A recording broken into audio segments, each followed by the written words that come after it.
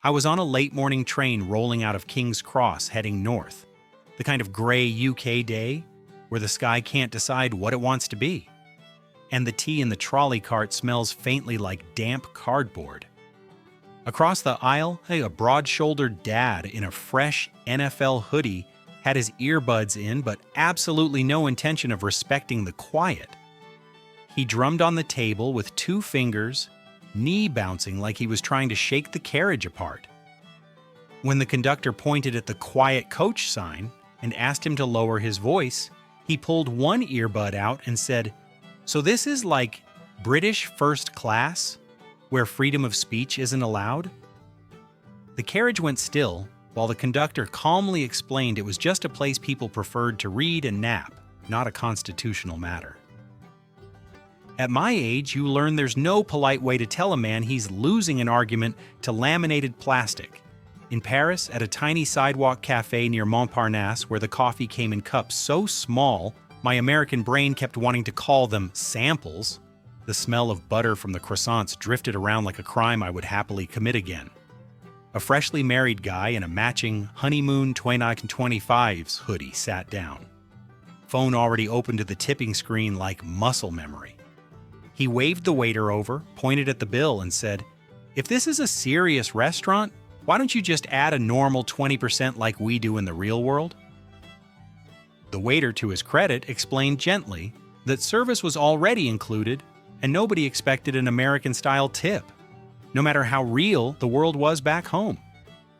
I stirred my espresso and thought the only thing needing extra support at that table was that man's ego.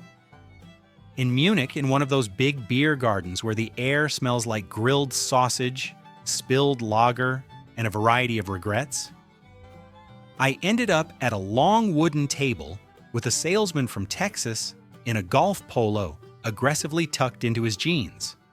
He slapped a platinum card down for a liter of beer and a pretzel the size of a steering wheel.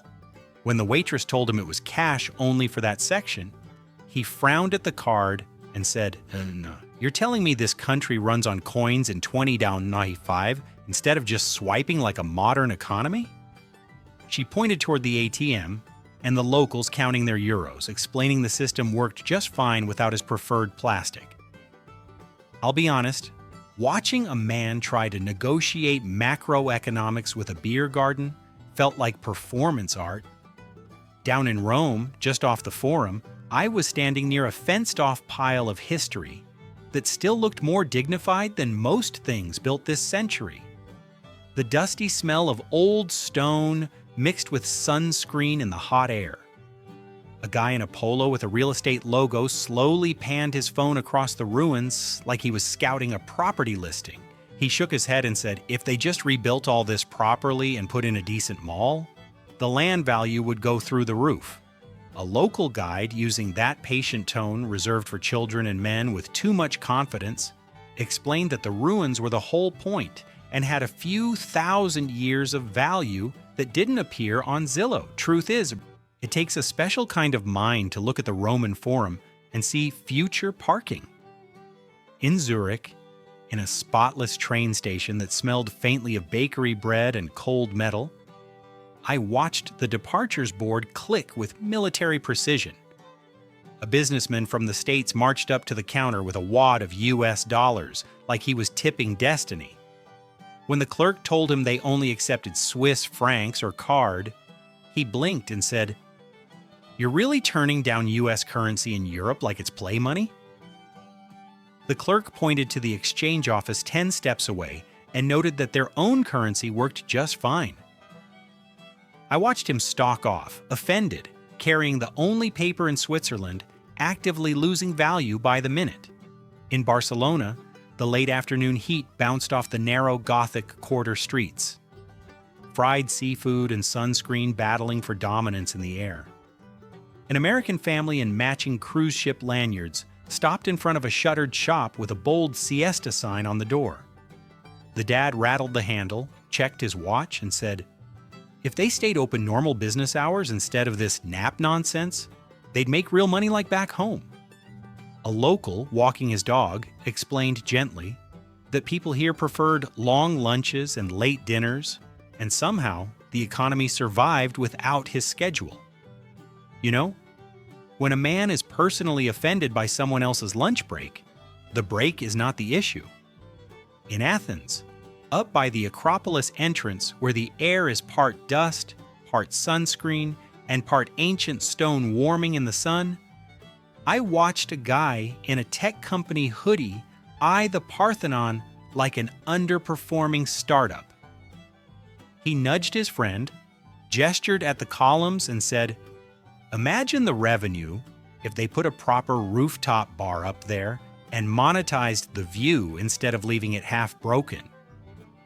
The guide nearby, who clearly had heard every version of the thought, calmly explained it was a sacred site, not a missed branding opportunity.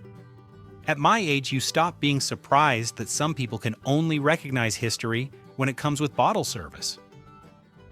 In Amsterdam, near Central Station on a damp afternoon, the air smelled like rain, bikes, and mild confusion.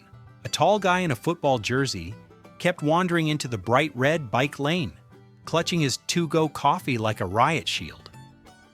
After the third near miss with cyclists ringing their bells, he threw his hands up and said, "Why don't they just separate roads for cars and sidewalks for people like in a normal country?" A local woman slowed her bike just enough to explain he was standing in the middle of the separation system. I just stared. It takes real commitment to lose an argument to painted asphalt. In Stockholm, around 11 at night in midsummer, the sky still looked like late afternoon and the air had that clean, watery smell. I was on a bench near the harbor when a middle-aged guy in a windbreaker paced around checking his phone like it had betrayed him. He looked up at the too bright sky and said, "If they want to be taken seriously, they should pick a proper time for sunset like the rest of the world." A teenager nearby, politely amused, explained the daylight worked differently up here and nobody had changed the settings just to annoy him. Truth is, when you're arguing with the tilt of the Earth, you've missed the customer service counter by a few billion miles. In a small pub west of Dublin, the air smelled like spilled Guinness, wood polish, and potatoes doing something miraculous in the kitchen. A family from the States wandered in. The dad in a college sweatshirt, the mom in a "Kiss Me I'm Irish-ish" shirt, the kids already hunting for crisps. The bartender pointed to the sign about children leaving by a certain hour. The dad frowned and said, "In a modern country, a family restaurant doesn't kick out paying customers just because it's late." The bartender clarified it was a pub first, a business second, and the law said what it said. At my age, I've learned the customer is always right up until the law joins the conversation. In Iceland, at the Blue Lagoon, the air was a mix of sulfur, steam, and a wind that felt like it had flown across the Atlantic just to bully you. A heavy-set guy with a sun visor and waterproof phone case slid into the water, shivered dramatically, and winced. He flung his arms out and said, "If this is such a famous spa, why is your summer weather set to freezer mode instead of something normal like California?" A staff member, perfectly calm in a light jacket, explained this was just Iceland being Iceland, and the brochure had never promised Florida. I watched him glare at the sky like he expected the climate manager to come out and comp his stay.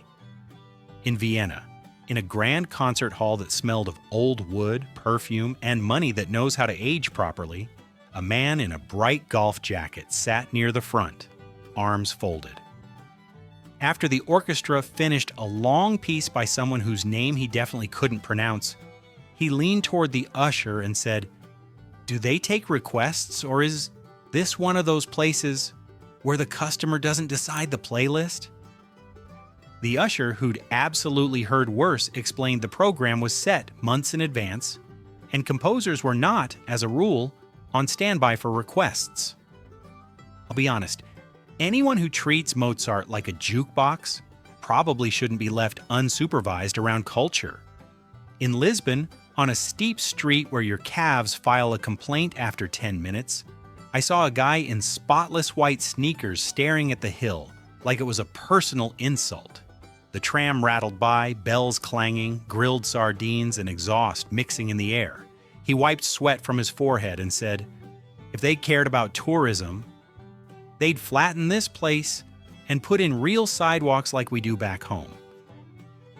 A local leaned in a doorway and explained the hills came first, the city came second, and folks managed just fine without re-engineering the planet. At my age, if the terrain offends you, the problem's not the terrain. Out near Bondi Beach in Sydney, the sun felt less like daylight and more like negotiations with a blast furnace. The air smelled of salt, sunscreen, and fried food from a kiosk thriving in the heat. A broad-shouldered guy from the States, already pink despite the morning, stared at his arms like they'd betrayed him. He shook his head and said, "Back in Florida, I can sit out all day. Whatever sun you people ordered here is clearly malfunctioning." A lifeguard, amused, explained the UV index, the ozone hole, and why noon sun wasn't considered casual recreation. Truth is, once you start arguing warranty terms with the Australian sun, you've already lost the case and the skin.